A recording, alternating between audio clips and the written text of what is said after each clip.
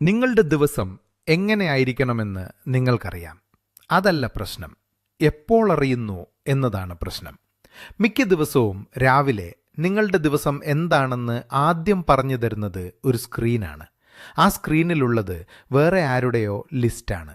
9 മണിയാകുമ്പോൾ നിങ്ങൾ ജോലി ചെയ്യുന്നുണ്ട്, പക്ഷേ അവരുടെ ദിവസമാണ് നിങ്ങൾ ജോലി ചെയ്യുന്നത്, നിങ്ങളുടെ അല്ല. ഈ വീഡിയോ മുഴുവൻ ഒറ്റ വാചകത്തിൽ പറയാം.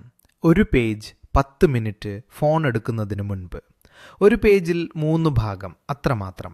ആദ്യം ആ പേജ് പൂർത്തിയായത് എങ്ങനെ ഇരിക്കും എന്ന് കാണിക്കാം, എന്നിട്ട് നമുക്ക് ഒരുമിച്ച് അതുണ്ടാക്കാം. ഒരു സത്യസന്ധമായ കാരണം പറയാം.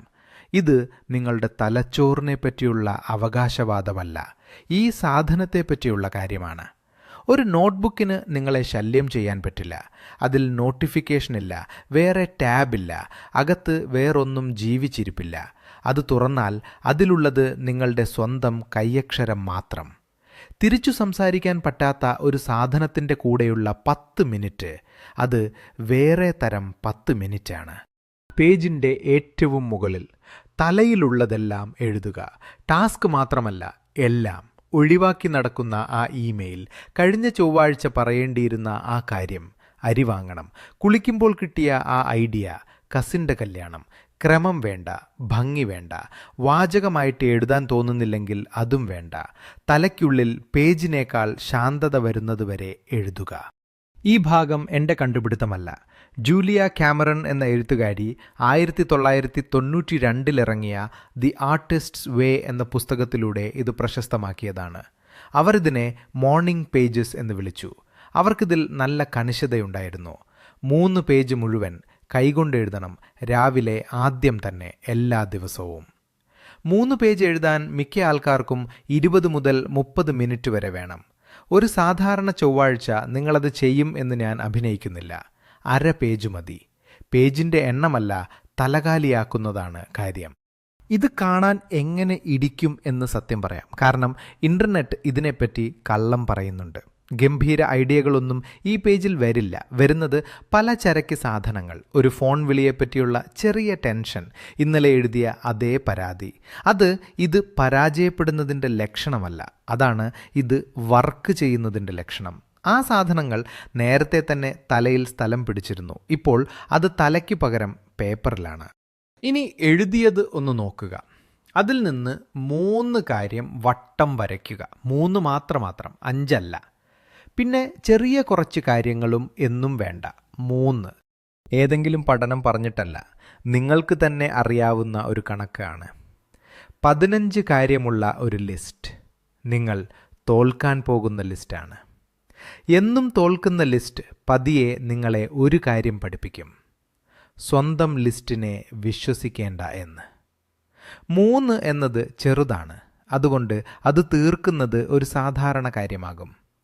തീർക്കുക എന്നതാണ് ഇതിൻ്റെ ഉദ്ദേശം. അതാണ് നിങ്ങൾ ശരിക്കും ഉണ്ടാക്കിയെടുക്കുന്നത്. ഒരു നിയമം. ഈ വീഡിയോയിലെ ഒരേയൊരു യഥാർത്ഥ പ്രൊഡക്ടിവിറ്റി ആശയം ഇതാണ്: ആ 3-ൽ ഒരെണ്ണമെങ്കിലും നിങ്ങൾ ഉണ്ടാക്കുന്ന ഒരു സാധനം ആയിരിക്കണം. മറുപടി അയക്കലല്ല, അടുക്കി വയ്ക്കലല്ല, ഇൻബോക്സ് ക്ലിയർ ചെയ്യുക അല്ല. നിങ്ങൾ ഇരിക്കുന്നതിന് മുൻപ് ഇല്ലാതിരുന്ന ഒരു സാധനം. അഡ്മിൻ ജോലി അനുവദിച്ചാൽ ദിവസം മുഴുവൻ എടുക്കും. കാരണം അഡ്മിന് എപ്പോഴും അത്യാവശ്യമാണെന്ന ഒരു തോന്നലുണ്ട്. ഉണ്ടാക്കുന്ന ജോലിക്ക് ആ തോന്നൽ ഒരിക്കലും ഉണ്ടാകില്ല. പേജിൻ്റെ താഴത്തെ മൂലയിൽ ചെറിയ കുറേ കള്ളികൾ. മാസത്തിലെ ഓരോ ദിവസത്തിനും ഓരോ കള്ളി. ഇന്നലത്തെ കള്ളിയിൽ ഒരു എക്സ് ഇടുക. ഇന്നത്തേതിലല്ല, ഇന്നലത്തേതിൽ. ഇന്ന് ഇതുവരെ നടന്നിട്ടില്ലല്ലോ.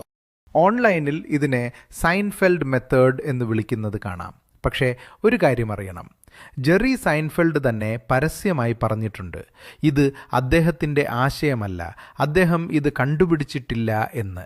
അപ്പോൾ വലിയ പേരൊന്നും ഇതിൻ്റെ കൂടെ വേണ്ട, സാധനം മാത്രം മതി. ഒന്നും തുറക്കാതെ തന്നെ കാണാൻ പറ്റുന്ന കുറേ അടയാളങ്ങളുടെ ഒരു നിര. അതാണ് ഒരു ആപ്പിൽ നിന്നുള്ള വ്യത്യാസം. നിങ്ങളുടെ ജോലിയുടെ അതേ പേജിൽ തന്നെ അതുണ്ട്. പിന്നെ അത് നിങ്ങളെ അഭിനന്ദിക്കാൻ വരില്ല. ഇനി സത്യസന്ധമായ ഭാഗം. കാരണം ഈ സ്ട്രീക്ക് നിങ്ങൾക്ക് എതിരെ തിരിയും. ഏകദേശം 9-ാമത്തെ ദിവസമാകുമ്പോഴേക്കും പേജിന് വേണ്ടി പേജ് എഴുതുന്നത് നിർത്തും. എക്സിൻ്റെ നിരയ്ക്ക് വേണ്ടി എഴുതാൻ തുടങ്ങും. എന്നിട്ട് ഒരു യാത്ര വരും, അല്ലെങ്കിൽ സുഖമില്ലാതെയാകും, അല്ലെങ്കിൽ ജീവിതം സംഭവിക്കും. ഒരു ദിവസം മുടങ്ങും. അപ്പോൾ മുഴുവൻ നശിച്ചു എന്ന് തോന്നും. അതുകൊണ്ട് നിയമം ഇതാണ്: ഒരു ദിവസം മുടങ്ങുന്നത് ഒരു അബദ്ധം, 2 ദിവസം മുടങ്ങുന്നത് ഒരു തീരുമാനം. ആ വിടവ് ആരോടും വിശദീകരിക്കേണ്ട ആവശ്യമില്ല.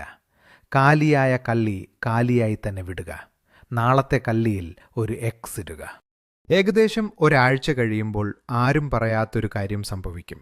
നിങ്ങൾ പിന്നിലേക്കൊന്ന് മറിച്ചു നോക്കും. തിങ്കളാഴ്ചത്തെ പേജിലുള്ളത് അന്ന് നിങ്ങൾ ശരിക്കും ടെൻഷൻ അടിച്ച കാര്യങ്ങളുടെ കൃത്യമായൊരു രേഖയാണ്. ആൾക്കാരോട് പറഞ്ഞ കാര്യമല്ല, പോസ്റ്റിട്ട കാര്യവുമല്ല. അതിൽ മിക്കതും ഒടുവിൽ ഒരു കാര്യവുമായിരുന്നില്ല. സ്വന്തം കൈയക്ഷരത്തിൽ ഇത് വീണ്ടും വീണ്ടും കാണുമ്പോൾ വ്യാഴാഴ്ചത്തെ ടെൻഷനെ നിങ്ങൾ എത്ര ഗൗരവത്തിലെടുക്കും എന്നത് മാറും. എത്ര ദിവസം കൊണ്ട് ഇതൊരു ശീലമാകും എന്നെല്ലാവരും ചോദിക്കും. 21 ദിവസം എന്ന് നിങ്ങൾ കേട്ടിട്ടുണ്ടാകും. ആ നമ്പർ വന്നത് 1960കളിൽ ഒരു പ്ലാസ്റ്റിക് സർജൻ നടത്തിയ ഒരു നിരീക്ഷണത്തിൽ നിന്നാണ്. ശീലങ്ങളാണ്, ശീലങ്ങളെപ്പറ്റിയുള്ള ഗവേഷണത്തിൽ നിന്നല്ല. യഥാർത്ഥ പഠനം ലണ്ടനിലെ യൂണിവേഴ്സിറ്റി കോളേജ് ലണ്ടനിൽ ഫിലിപ്പോ ലാലിയുടെ ടീം 96 ആളുകൾ കണ്ടെത്തിയത് ശരാശരി 66 ദിവസമെന്നാണ്. പക്ഷേ അതിൻ്റെ പരിധി 18 ദിവസം മുതൽ 254 ദിവസം വരെ ആയിരുന്നു. അപ്പോൾ സത്യസന്ധമായ ഉത്തരം ഇതാണ്: ഇത് ഓരോ ആൾക്കും ഒരുപാട് വ്യത്യാസപ്പെടും. 3 ആഴ്ചയിൽ കൂടുതലെടുത്താൽ ഒന്നും തെറ്റിയിട്ടില്ല. ഒരു തെറ്റ് തുടങ്ങുന്നതിനു മുൻപേ ഇതിനെ കൊല്ലുന്ന തെറ്റ്, ഇത് ഭംഗിയാക്കാൻ ശ്രമിക്കുന്നത്. ഓൺലൈനിൽ കളർ സ്പ്രെഡും ഭംഗിയുള്ള അക്ഷരങ്ങളുമുള്ള നോട്ട്ബുക്കുകൾ നിങ്ങൾ കണ്ടിട്ടുണ്ടാകും. അതൊരു ഹോബിയാണ്, നല്ല ഹോബി തന്നെ. പക്ഷേ അത് ഇതിൽ നിന്ന് വേറൊരു ഹോബിയാണ്. 20 രൂപയുടെ ഒരു നോട്ട്ബുക്കും അടുത്ത് കിടക്കുന്ന ഏത് പേനയും ഇതാണ് ഇതിന് വേണ്ട സാധനം. ഭംഗിയില്ലാത്ത പക്ഷേ ശരിക്കുമുള്ള ഒരു പേജ് തുടങ്ങാൻ പേടിക്കുന്ന ഭംഗിയുള്ള പേജിനേക്കാൾ എത്രയോ നല്ലതാണ്. ഇന്ന് ചെയ്യാൻ ഒരേ ഒരു കാര്യം, 1 മിനിറ്റ് മതി. ഇന്ന് രാത്രി ഫോൺ ചാർജ് ചെയ്യാൻ വയ്ക്കുന്ന അതേ സ്ഥലത്ത് ഒരു നോട്ട്ബുക്കും ഒരു പേനയും വയ്ക്കുക. അത്രമാത്രമാണ് സെറ്റപ്പ്. നാളെ രാവിലെ നിങ്ങളുടെ കയ്യിൽ ആദ്യം തടയുന്നത് പേപ്പറായിരിക്കും. ബാക്കി ആ പേജ് ചെയ്തോളും. കമൻറ്റിൽ ഒരു കാര്യം പറയൂ. ഇപ്പോൾ രാവിലെ നിങ്ങൾ ആദ്യം തൊടുന്ന സാധനം എന്താണ്? സത്യം പറയണം, നമ്മളെല്ലാവരും ഒരേ കുഴപ്പത്തിൽ തന്നെയാണ്. നാളെ നിങ്ങൾ ആദ്യത്തെ പേജ് എഴുതിയാൽ തിരിച്ചു വന്ന് എന്താണ് അതിൽ വന്നത് എന്ന് പറയണം.